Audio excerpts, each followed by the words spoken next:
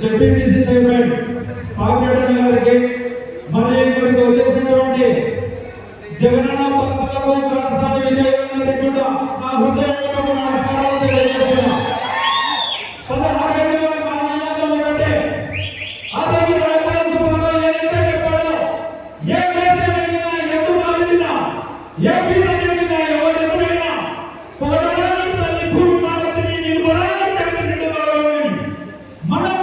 జగనన్న సైనికులుగా కాసాని అభిమానులుగా ఏ కళ ఎవరు ఎదురైనా ఏ ప్రాంతం వెళ్ళినా ఎవరు ఎదురొచ్చినా పొగడడానికి అన్న జగన్ గారిని నిలబడాలని కట్టినట్టుగా చెప్పి సభాముఖంగా తెలియజేస్తూ